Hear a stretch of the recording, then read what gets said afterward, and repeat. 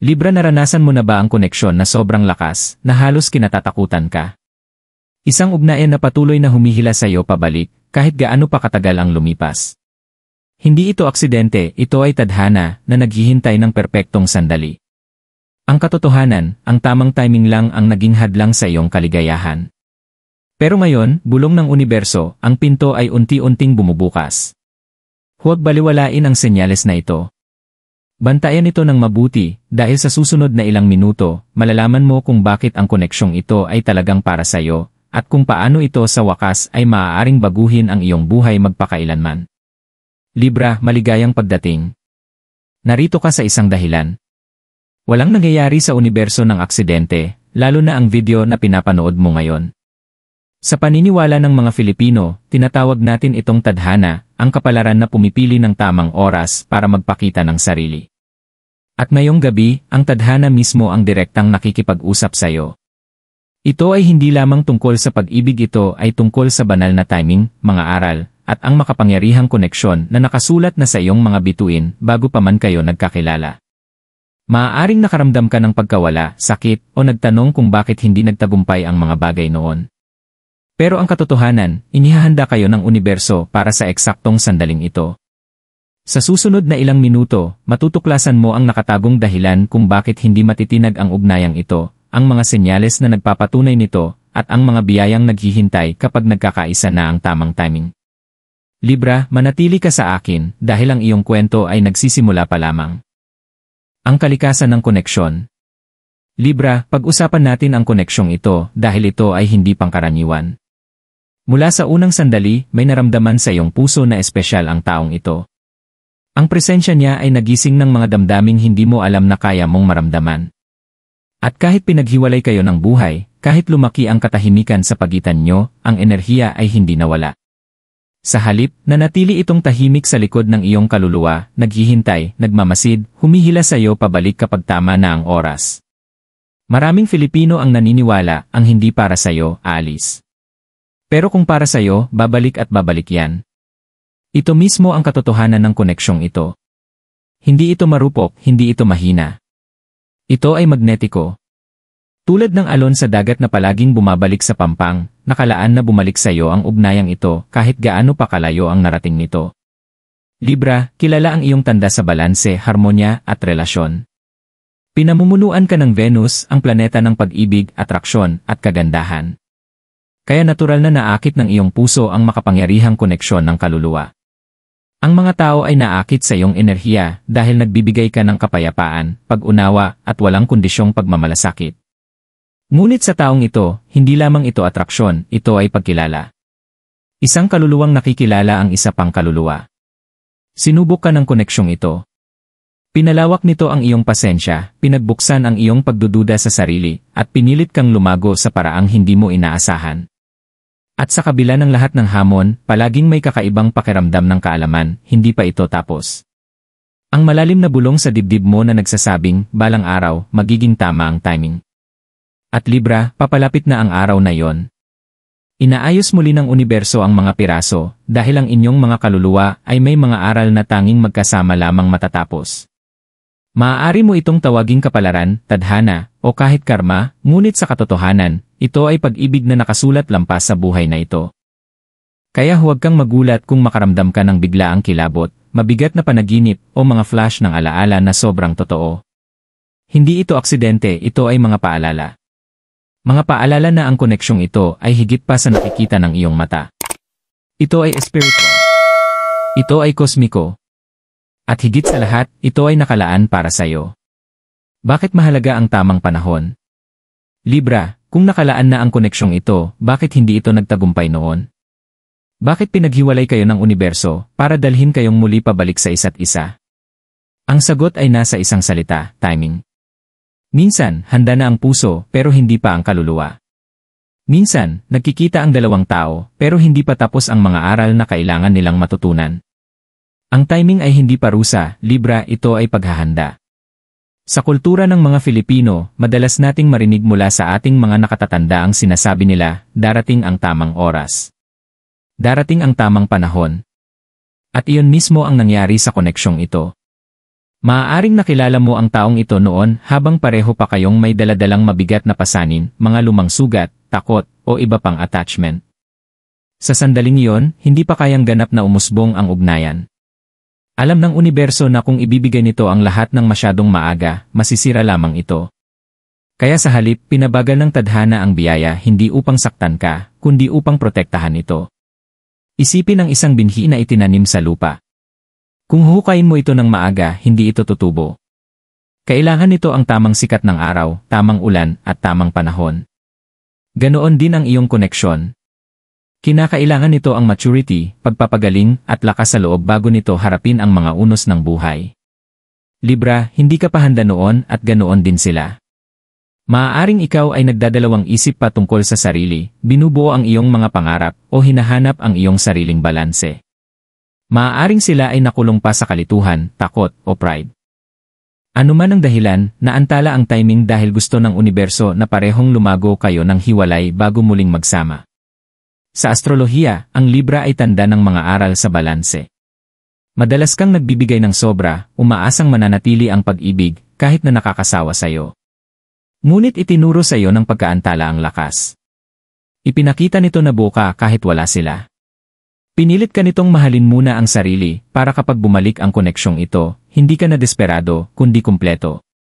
At ngayon, matapos ang lahat ng paghihintay, nagsisimula ng magkaayos ang timing. Tinatanggal ng universo ang mga hadlang, hakbang-hakbang. Maaaring mapansin mo ang biglaang mga synchronicity, mga pagkakataon para muling makipag-ugnayan, mga hindi inaasahang mensahe, o mga oportunidad na nagbubukas ng mga pinto na inakala mong sarado na magpakailanman. Hindi ito aksidente. Ito ay mga senyales. Libra, hindi huli ang tadhana. Ang timing ay nagtuturo lamang ng pasensya, pananampalataya, at ganda ng banal na pagkakahanay. Dahil kapag talagang nakalaan para sa isa't isa ang dalawang kaluluwa, wala, hindi distansya, hindi katahimikan, hindi takot, ang makakapigil sa kanila na muling magtagpo. Ang kailangan lamang ay ang tamang sandali.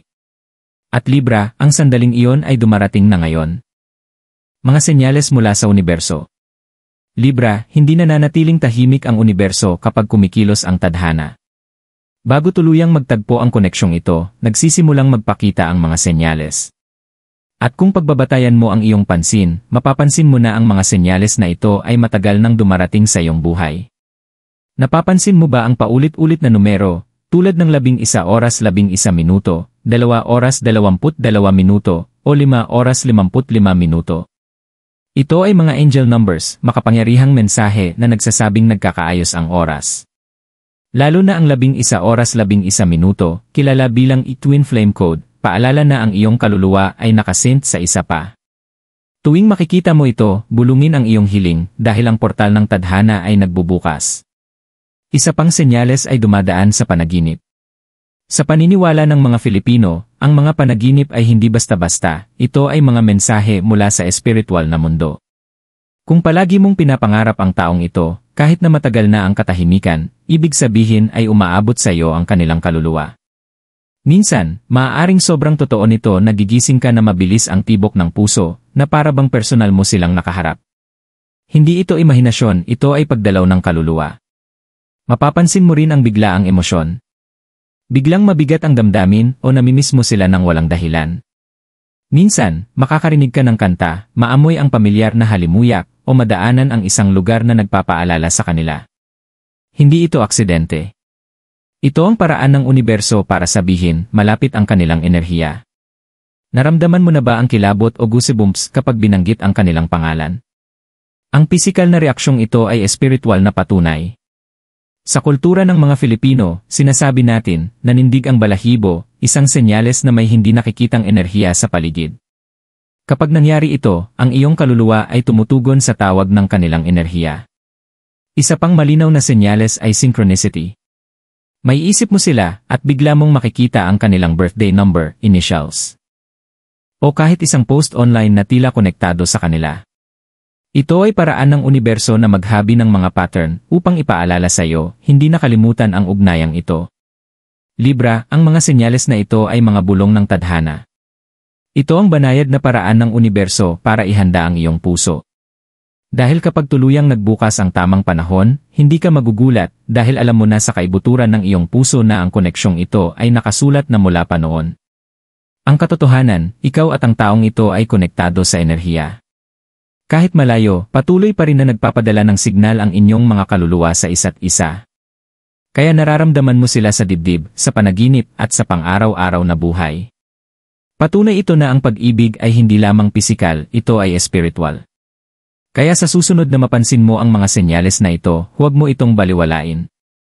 Ngiti, huminga, at tandaan, inaayos ng universo ang lahat para sa'yo. Mas malapit na sa'yo ang koneksyong ito kaysa sa iniisip mo. Ano ang kahulugan nito para sa Libra ngayon? Libra, ngayon na nagiging malinaw ang mga senyales, ang tanong ay, ano ba talaga ang ibig sabihin nito para sa'yo sa ngayon? Ang sagot ay makapangyarihan, ibig sabihin nito ay binubuksan ng universo ang pintuan na akala mo ay nakasara na magpakailanman. Ibig sabihin nito ay hindi na naghihintay ang tadhana, ito ay direktang kumikilos patungo sa'yo. Sa mahabang panahon, maaaring daladala mo ang sakit sa iyong puso, nagtatanong, bakit ito ang nangyari sa akin? Bakit ako iniwan? Bakit hindi ito nagtagumpay noon? Pero Libra, ang katotohanan, hindi ka kailanman iniwan. Naantala lamang ang timing dahil inihahanda ng universo kayong dalawa. At ngayon, tapos na ang paghahanda na yon.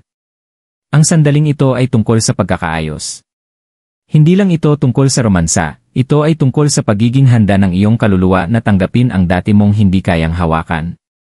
Hindi ka na ang taong umiiyak sa katahimikan, naghihintay ng sagot. Mas matalino ka na ngayon, mas malakas ka na, mas handa ng magmahal ng hindi nawawala ang sarili. Ano ang ibig sabihin nito para sa iyo ngayon? Ibig sabihin nito ay kailangan mong manatiling bukas. Kapag iniaayos ng universo ang timing, hinihingi nito ang iyong pananampalataya, hindi ang takot.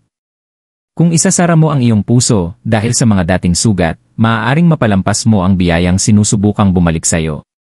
Sa paniniwala ng mga Filipino, ang saradong palad ay hindi malalagyan. Ganoon din sa puso, ang saradong puso ay hindi makakatanggap ng pag-ibig, gaano man kalakas itulak ng tadhana pabalik sa iyo. Libra, ito ang paalala para sa iyo na magtiwala sa proseso. Masakit man ang timing, ngunit hindi ito nasayang. Bawat luha, bawat gabing mag-isa, bawat tanong na walang sagot, ito ay humuhubog sa iyo upang maging tao na kayang hawakan ang koneksyong ito nang hindi mabibigo. Kaya habang bumubukas ang tadhana, bantayan ang mga pagkakataon, isang biglaang pagkikita, mensahe na hindi mo inaasahan, o kahit isang pintuan na magbabalik sa kanila sa iyong landas. Huwag itaboy sa takot. Huwag duda sa mga senyales na natanggap mo na. Sa halip, lumapit ng may tapang. Dahil sa ngayon, Libra, hindi ka hinihiling ng universo na habulin ito. Hinihiling ka nitong tanggapin. At kapag binuksan mo ang puso mo, makikita mo na ang lahat ng dati mong ipinagdasal ay dumarating na hindi huli kundi tama sa oras. Posibleng hamon at aral. Libra, bago tuluyang umusbong ang koneksyong ito, mahalagang kilalanin ang mga hamon at aral na dala nito. Dahil ang tadhana ay hindi kailanman simple. Kahit na ang isang bagay ay nakalaan para sa iyo, ang landas ay madalas na puno ng mga hadlang na idinisenyo upang magturo, magpatibay, at ihanda ang iyong kaluluwa. Isa sa mga unang hamon na hinarap mo ay ang pasensya. Mabigat ang paghihintay, hindi ba? May mga gabi na umiiyak ka, nagtatanong kung bakit tila malupit ang tadhana, pinaparamdam sa iyo ang malalim na koneksyon, tapos bigla itong inaalis. Pero itinuro sa iyo ng pasensyang iyon ang tatag. Ipinakita nito kung paano mabuhay kahit pakiramdam mo ay walang laman ang puso mo. At ngayon, dahil sa lakas na iyon, handa ka nang hawakan ang pagmamahal ng walang takot na mawala ang sarili mo. Ang isa pang aral ay tungkol sa tiwala. Minsan, nagduda ka sa koneksyon. Iniisip mo na baka nasa isip mo lang ito, o baka nagkamali ka sa paniniwala sa mga senyales at panaginip. Pero sa bawat pagtatangkang kalimutan, ipinadala ng universo ang mga paalala. Ang siklong iyon ay idinisenyo upang ituro sa iyo ang pananampalataya na kahit walang ebidensya, ang totoo ay laging babalik. Mayroon ding panlabas na hadlang.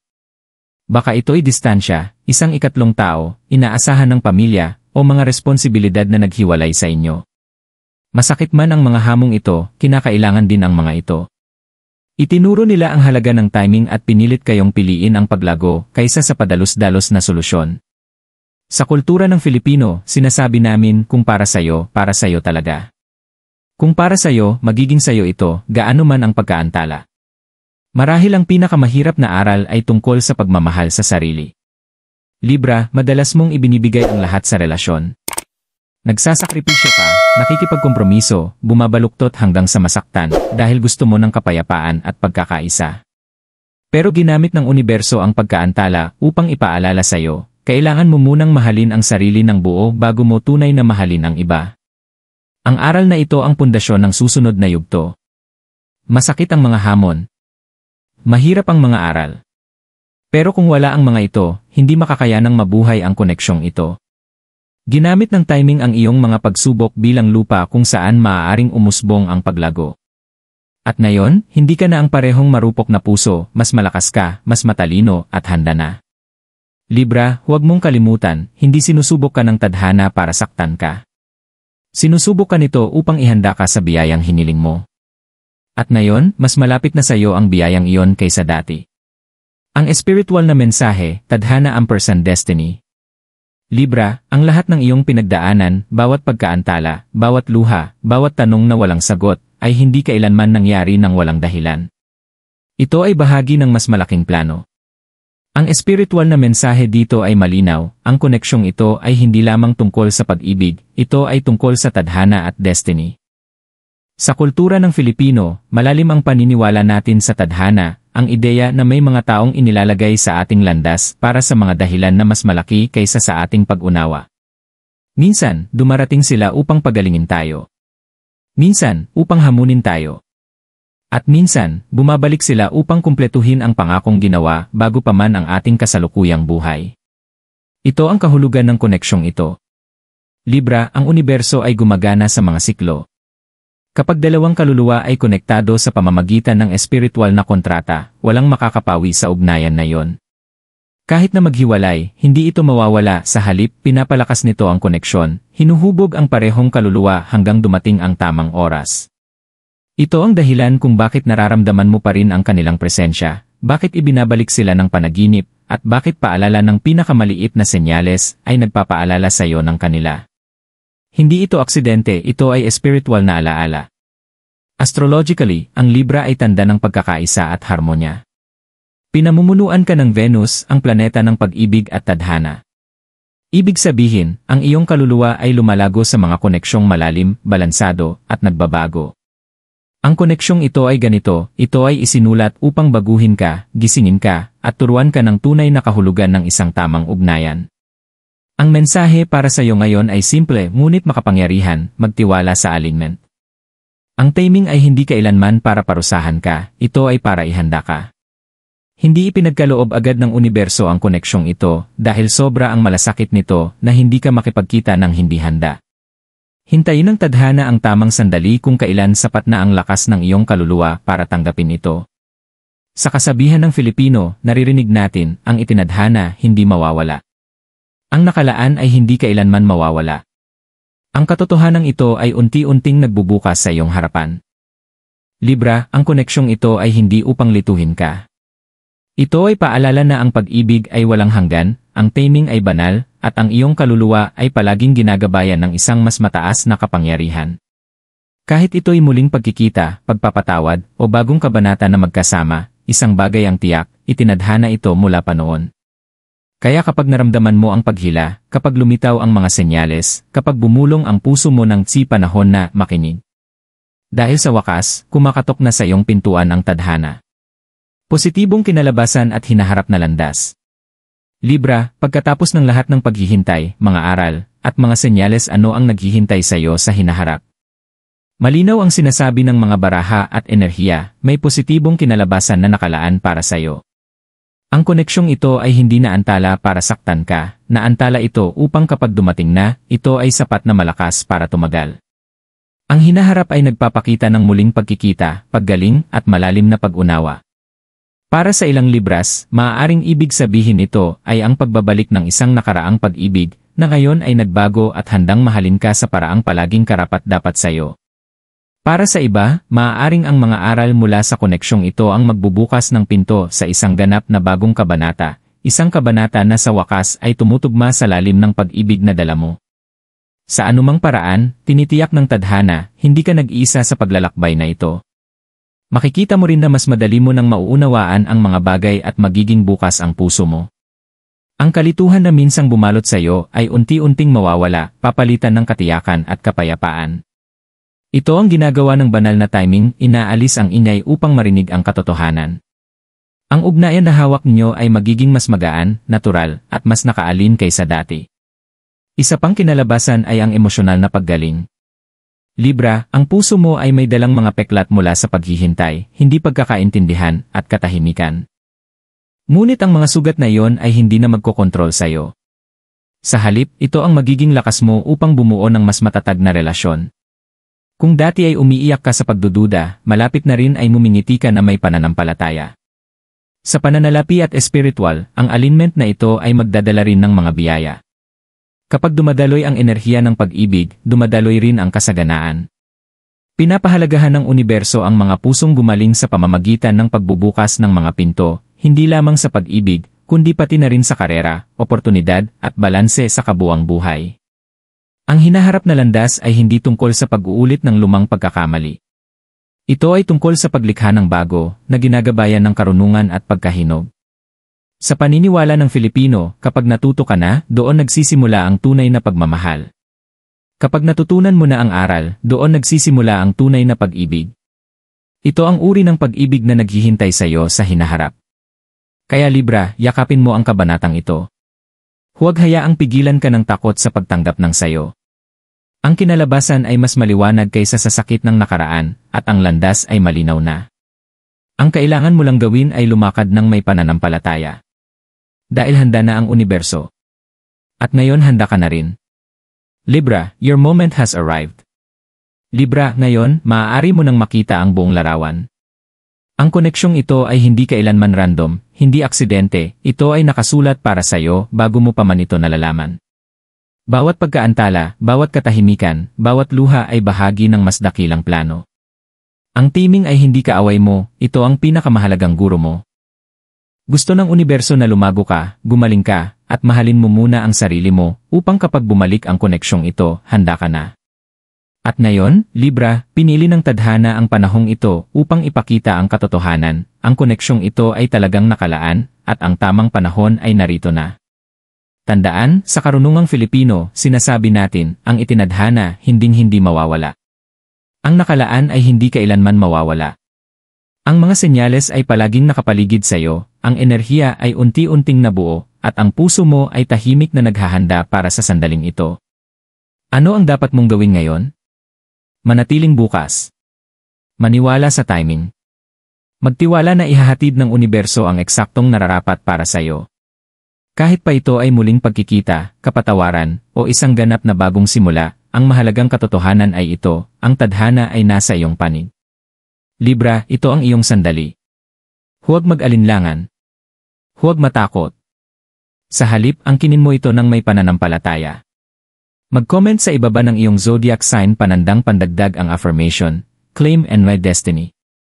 Hayaan ng universo na marinig ang iyong tinig, at ialiin ang enerhiya mo sa biyayang patungo na sayo. At kung ang mensaheng ito ay tumimo sa puso mo, huwag kalimutang i-like, i-subscribe, at i-share ang video na ito sa isang taong naniniwala rin sa tadhana. Dahil kapag sabay nating ipinahayag ang ating pananampalataya, mas maririnig ng universo ang ating tinig. Ang iyong kwento ay hindi nagtatapos, ito ay nagsisimula pa lamang.